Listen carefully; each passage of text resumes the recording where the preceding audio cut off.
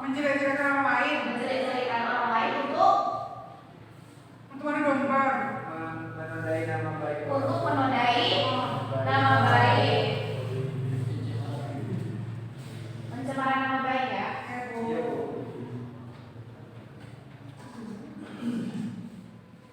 Nah, sebelumnya coba Anda lihat gambar yang ada di PowerPoint yang sudah dibagikan. Ketika Anda melihat gambar ini, apa yang terpikirkan oleh Anda? Seperti apa fitnah itu? Ada dua gambar.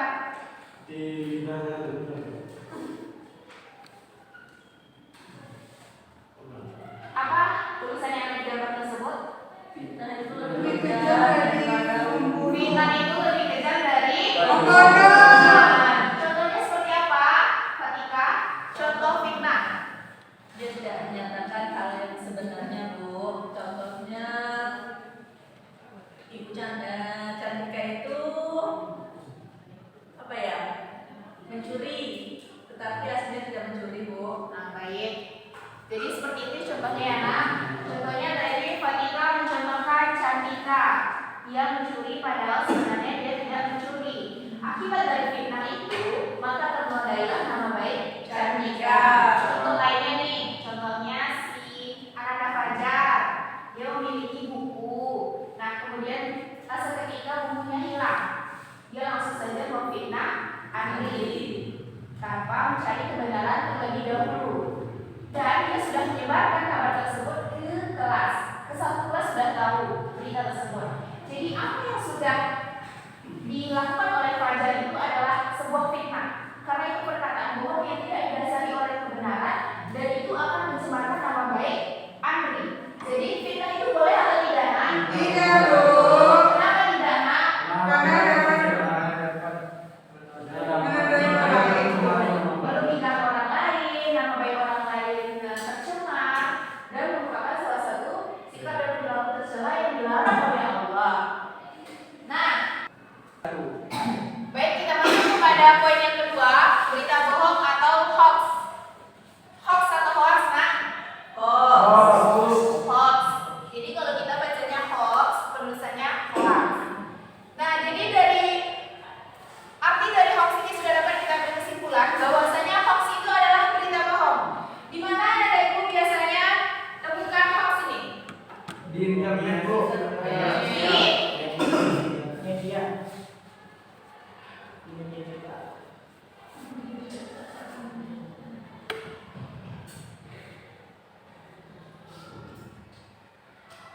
Instagram, Twitter,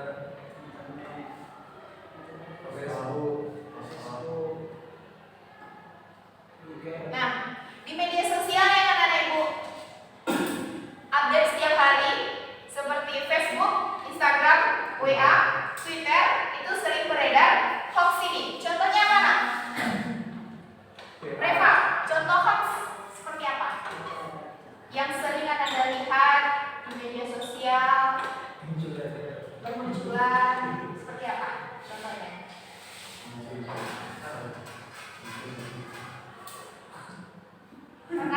Pernah melihat berita hoax kan? Pernah, Bu. Nah, ayo, Andri, apa coba?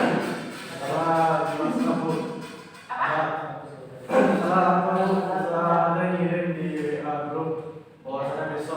Padahal masih ujian. Siapa yang mengirimkan? Siapa yang mengirimkan? Osmanya ya?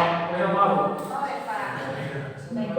Nah, jadi berita yang disebarkan oleh Reva itu termasuk hoax karena beritanya bohong, tidak ada kebenarannya. Nah, kemudian kita masuk kepada poin ketiga. Apa, Nak? Tajasus. Apa tajasus itu, Nak? Mata-mata. Mata-mata secara bahasa, benar. Mengintai, benar. Mencari-cari. Apa ya? Suatu usaha untuk mencari aib orang lain, Bu. Benar, suatu usaha untuk mencari aib orang lain, kesalahan orang lain.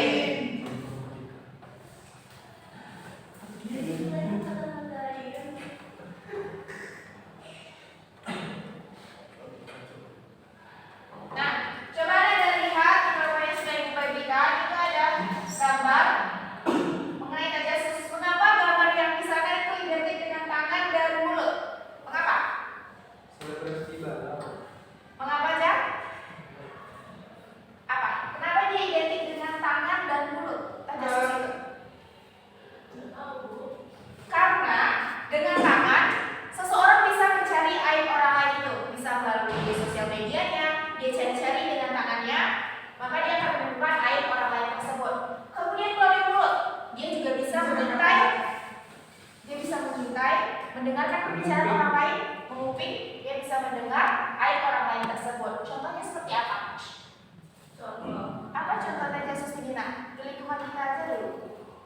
lingkungan kelas kita.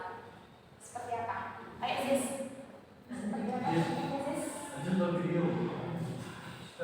Bu, contohnya seperti baca-baca isi WA orang. Baca-baca? Isi Isi WA. WA orang. Isi WA orang. Untuk apa tuh? Tujuannya untuk apa tuh? Untuk mencari air. Mencari orang lain. Untuk Mencari orang lain. mencari aib orang lain. WA itu apa nak? Privasi.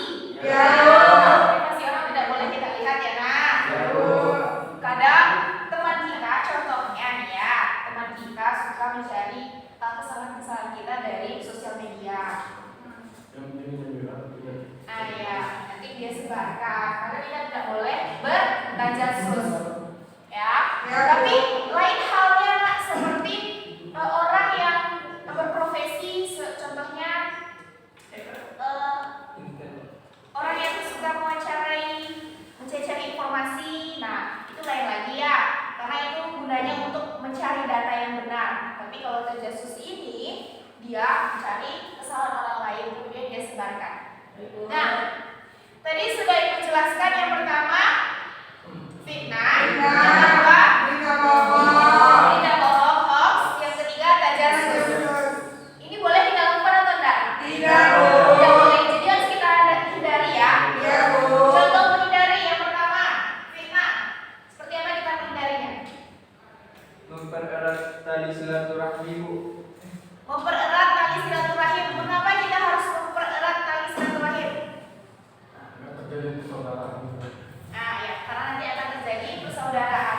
Kalau kita sudah menjalin tali silaturahim antara kita saja dulu dengan teman kita, maka itu akan kecil sekali kemungkinan adanya fitnah. Karena fitnah itu biasanya muncul karena hal-hal yang tidak disukai dari satu diri kita dengan teman kita. Nah, jadi kita harus mempererat tali silaturahim ya nak. Ya, Bu. Ya. Kita harus apa lagi? Bersaksi amanah. Amanah. Contohnya teman kita dia menitipkan sesuatu hal yang menurutnya itu penting, maka dia mengamanahkan, menceritakannya kepada kita. Maka kita harus menjaga itu sebaik mungkin. Nah, Reva nih, apa lagi? Apa? Memperbanyak ibadah. Kita perbanyak ibadah kita agar kita bisa meningkatkan takwa kita kepada Allah dan kita terhindar dari sifat fitnah. Yang kedua, bagaimana kita menghindari berita bohong itu? Mengapa kita harus cek sumber? Mengapa sumbernya itu harus akurat kalau kita menerima suatu berita? Iya, agar tidak terjadi kesalahpahaman, agar tidak terjadi simpang siur beritanya ya. Jadi kita kalau ingin mengambil dan menyebarkan informasi, kita harus cek terlebih dahulu sumbernya akurat atau tidak.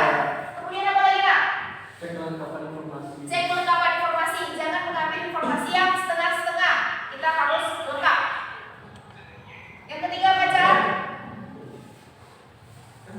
Yang ketiga apa? Caranya agar kita tidak termakan dengan berita hoax. Jangan asal sharing. Jangan asal share. Jadi kita tidak boleh asal bagi-bagikan saja informasi yang tidak benar. Nah, kemudian tajasus ini. Bagaimana cara kita menghindari agar kita tidak tajasus? Berhusnuzon dengan Allah dan juga dengan manusia. Karena biasanya tajasus ini orang yang mencari aib orang lain karena dia suzon aja kepada Allah. Dia tidak percaya dengan ketetapan Allah. Kemudian dia juga tidak percaya dengan manusia, khususnya contohnya teman. Dia suzon aja terus. Nah, itu harus kita hindari ya. Kita harus berhusnuzon. Kemudian apa lagi? Ini penting nih, mensyukuri apa yang sudah diberikan oleh Allah kepada kita. Kenapa kita harus bersyukur? Kenapa nak? Kenapa kita harus bersyukur?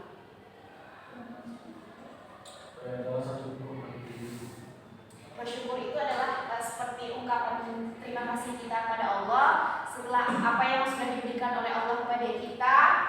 Sangat banyak enak, tidak terhitung nilainya. Maka dari